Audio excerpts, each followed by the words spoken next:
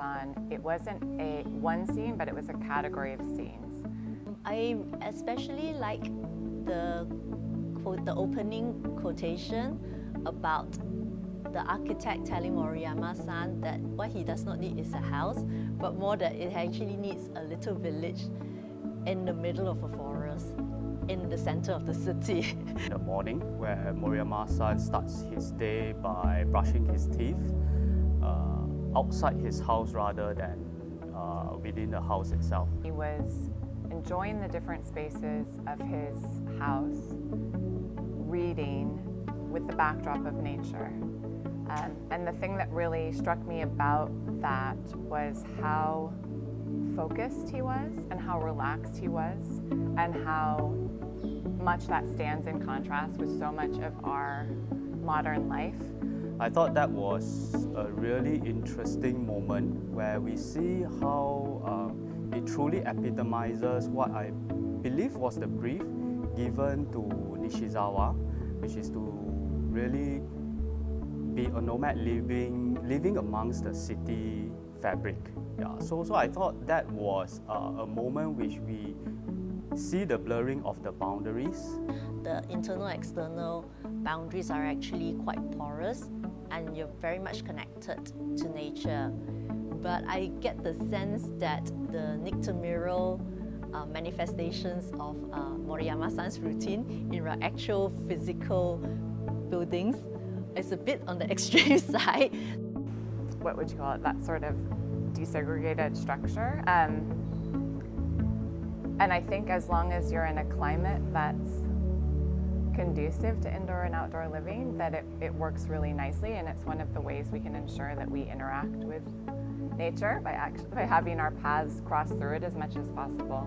There was actually one segment that I really enjoyed. So it's actually like kind of like all these still lifes of like very inane details or close-ups of like personal artifacts, and the way it's stitched together is very reminiscent of like the Imse's iconic short film 5 Years of Living. So I kind of sense there's actually this sort of like nod to a certain cinematic movement that involves architecture.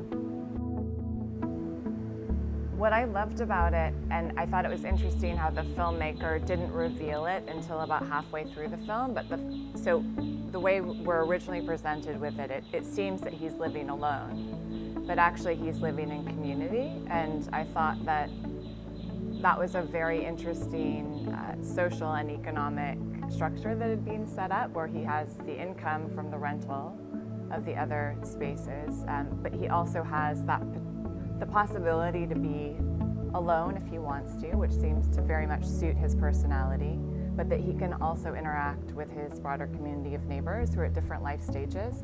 And I think that for healthy living in place, that sort of potential for the dignity and privacy, but complemented by interaction with a broader intergenerational community is essential. Okay, for aging in place, I feel it's more of a contentment thing.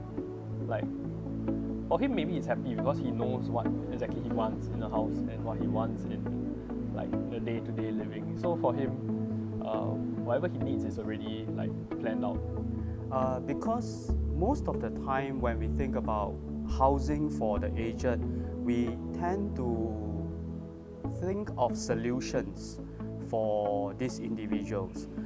But my personal belief is that when we overdo it, it could reduce the vitality that is really needed by these individuals to continue their will to live and to live in a fulfilling manner. And I thought that is where Moriyama House is a very good example of how it doesn't try to overdo things, where it doesn't try to assist in the living, but provides that sort of backdrop that I was talking about earlier, and allows Moriyama-san to still impose his character and therefore not losing his vitality and ego. So Moriyama-san actually is a very realistic architectural interpretation or manifestation of how we really inhabit our environment.